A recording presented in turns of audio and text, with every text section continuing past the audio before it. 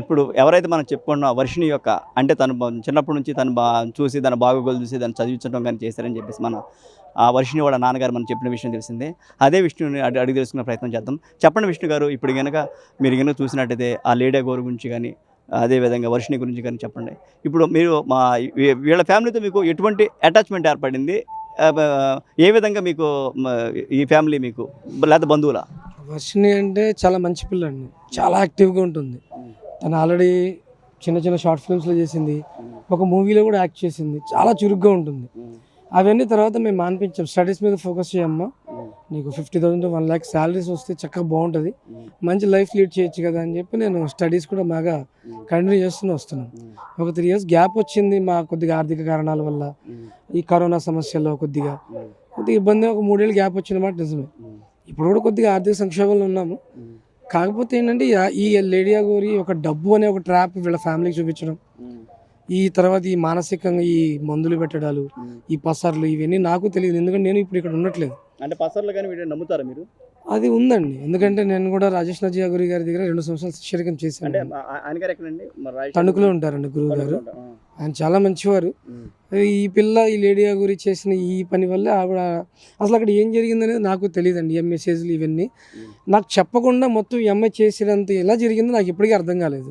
కనీసం ఒక పెన్ను కొంటున్నప్పుడు కూడా నాకు కాల్ చేసి, అన్న ఈ పెన్ను తీసుకుంటున్నాను బాగుంటుందా ఇలా అడిగే అమ్మాయి ఒక్కసారిగా చేంజెస్ వెళ్ళిపోయినాయి, చాలా వెళ్ళిపోయినాయి. ఈ లేడీ గురి కూడా ఏంటంటే లేడీ అనడానికి లేదు, జెంట్ అనడానికి లేదు, కనీసం ట్రాన్స్జెండర్ అనడానికి కూడా లేదు.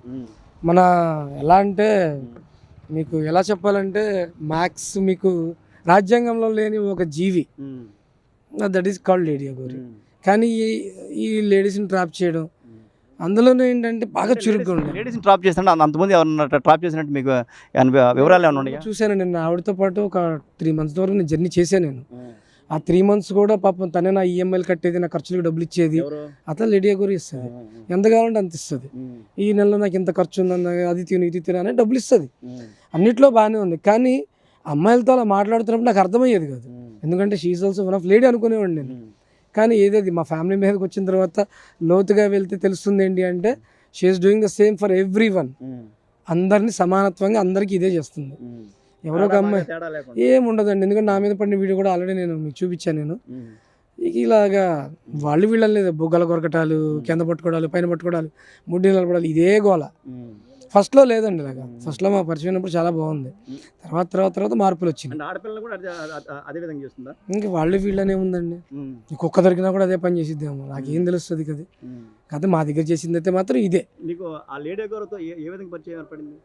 ఇలాగేనండి, రోడ్డు మీద ఇలాగ పోలీసు వాళ్ళని కొడుతూ ఇలా హల్చల్ చేస్తున్నప్పుడు నేను తను ఈడ్చుకొని తీసుకెళ్ళిపోయాను. అంటే ఒక బాబా ఎవరో ఒక స్వామి ద్వారా పరిచయం అని చెప్పేసి.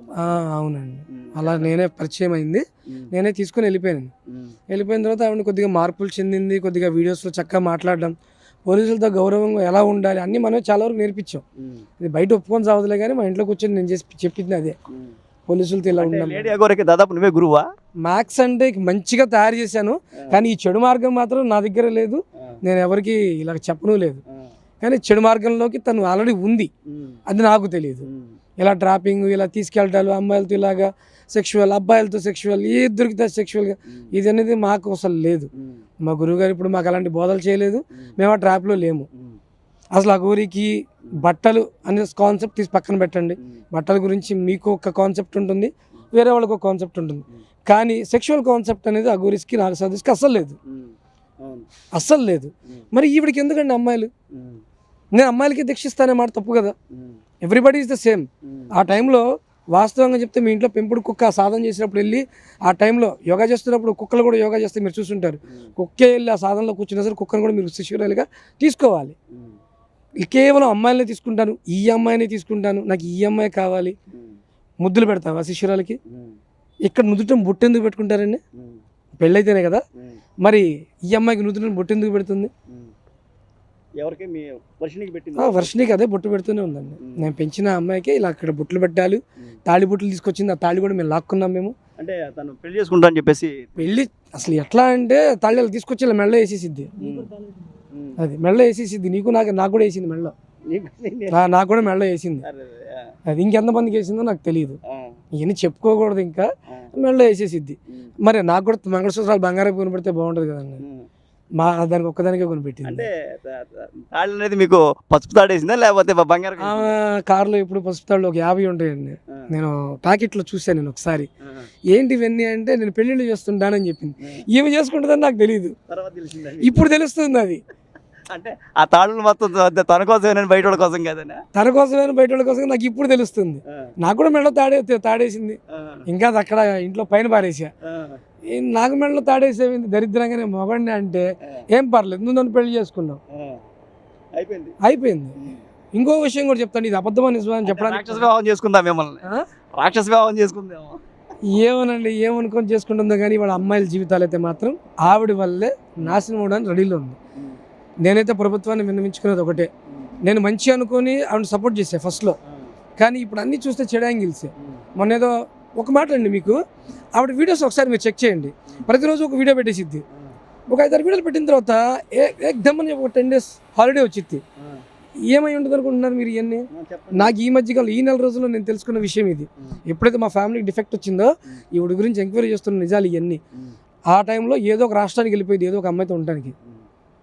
ప్రతి రాష్ట్రంలో మాలాంటి బాధితులు ఉన్నారు. అమ్మాయితో వెళుతుందా అబ్బాయితో వెళుతుంది అనుకుంటున్నా? ఆ టైంలో ఎవరు నచ్చితే వాళ్ళ ఇంటికి వెళ్ళిపోయింది. నేనైతే అమ్మాయిలు చూశాను, అబ్బాయిలు కూడా చూశాను. అంటే దాదాపు 3 నెలల పాటు ఆవిడతో పాటు మీరు కలిసి మీరు కానీ అమ్మాయిలందరూ అమ్మ అమ్మ అమ్మ అని ఏడుస్తుంటారు. ఎందుకు ఏడుస్తారు నాకు అర్థమయ్యేది కాదు. అది నాకు ఇప్పుడు అర్థమవుతుంది. ట్రాన్స్లోనే ఉంటారు వాళ్ళు కూడా. నేను నీతో ఉండాలి, నేను నీతోనే బతుకుతాను, నన్ను నీతో ఉంటాను, నీ సేవలు చేస్తూ బతుకుతాను, ఇలాంటి మాటలు ఎందుకు మాట్లాడుతున్నారు అనుకున్నాను. నేను ఒక గురువు గారి దగ్గర ఉన్నా, నేను ఇప్పుడు అలాంటి విషయాలు అని చెప్పలా. నాకు అనిపిస్తే నేను ఇలా సేవ చేసుకుంటా. ఇవాళ సేవ చేసుకోకుండా కూడా పోయింది నాకు. నా ఏజంలో ఏ పాపమో కానీ మా గురువుగారి దగ్గర కూడా నాకు చెడ్డ పేరు వచ్చింది, నేను బయటకు వచ్చేసాను. కానీ ఆయన మర్చిపోలేం కదండి, గురువే ఎప్పటికైనా. చచ్చేవరకు ఆయన నా గురువు. ఆయన తీసుకోకపోయినా అది ఇక్కడే ఉంటుంది. తప్పు చేసింది ఆవిడ. పాప వర్షిది కూడా తప్పేం లేదండి, ఇన్ఫ్లుయెన్స్ చేసింది. సరే గురువు తప్పే చేసినా మందలించుకోవడం గురు శిష్యుల అనుబంధం అది. అంతేగాని దాన్ని మీడియాకి తీసుకెళ్ళి నా గురువు ఇలా చేశాడు, నా శిష్యులు అలా చేసింది ఆయన ఎప్పుడైనా చెప్పాడా? చెప్పలేదు కదా ఆయన. అంటే మీ గురుగారి దగ్గరే తను కూడా దీక్ష తీసుకుందంటారు? ఉందండి, ఆవిడ కూడా శిష్యురాలే. అప్పట్లోనే ఆ అమ్మాయికి బాగోక, నా పరిస్థితి బాగోక మేము అక్కడికే వెళ్ళాం. వెళ్తే ఆయన శిష్యుడు దీక్ష ఇచ్చాడు. ఆయన దీక్ష ఇచ్చారు, మమ్మల్ని కన్నబిడ్డల్లా చూసుకున్నారు. వెళ్ళినప్పుడల్లా అన్నం. ఎవరండి అంటే మమ్మల్ని అఘోరి అనరండి, అఘోరి శిష్యులు అంటారండి. మేము అఘోరీస్ కాదండి. అఘోరి అనేది చాలా పెద్ద సాధన అండి. 14 సంవత్సరాలు వనవాసం అన్న అవ్వాలి, హిమాలయ సాధన అన్న అవ్వాలి, చాలా సిస్టమ్ ఉంటుందండి. అది అన్నీ వదిలేయాలండి. అలా అని చెప్పి తల్లిదండ్రులను వదిలేయమని చెప్పి ఎవరు చెప్పరు. ఏంటంటే ఆ టైంలో మాత్రమే దూరంగా ఉండమని చెప్తారు. ఊళ్ళో ఉంటే ఇంటికే ఉంటారండి. మా గురువుగారు మాత్రం ఇప్పుడు ఇంట్లోనే ఉంటారు కదా. వాళ్ళ అమ్మగారు 4 రోడ్ల అవతలు ఉంటారు. చూడాలనుకున్నప్పుడు ఆవిడే వస్తారు, అలా తీనే వెళ్తుంటారు. అది కామన్. అది అమ్మ నాన్న వదిలేయమని చెప్పి ఏ పరంపర అండి అది? నాకు తెలిసి ఏ పరంపర లేదు. అంటే ఈ లెక్క మీ ఇద్దరు కలిసి ఒకే గురుగారి దగ్గర శిష్యరకం చేశారు. ఆ విధంగా తనతో పరిచయం అయింది. ఆ పరిచయం ఇక్కడ మా మంగళగిరి వచ్చినప్పుడు మీకు ఈ అమ్మాయి అటాచ్మెంట్ అంటే మీతో పాటు ఈ వర్షిని కూడా వచ్చిందంటారా? రాలేదండి, అప్పుడు తర్వాత పరిచయం అయింది. తర్వాత అంటే నేను ఊళ్ళో లేను కదా, నేను లేనప్పుడు తన కారు పాడవడం ఏదో జరిగితే సరే వెళ్ళండి అమ్మా అని చెప్పి మనోడికి చెప్పాను, మా తమ్ముడు ఒకడికి చెప్తే వాడేం చేసి ఆ పిల్లలు కూడా తీసుకుని వెళ్ళాడు. అంటే తోడుకోసం అసలు ఏం జరుగుతుందని తీసుకెళ్ళాడు. లేడీ గారు ఒక అట్రాక్షన్, అప్పట్లో యూట్యూబ్ హల్చల్ ఇవన్నీ జరిగినాయి కదా. సో అలా వెళ్ళింది. అలా వెళ్ళి అలా ట్రాప్లో అలా కొద్దిగా నాకు తెలిసే టైంకి మొత్తం అంతా అయిపోయిందండి. అంటే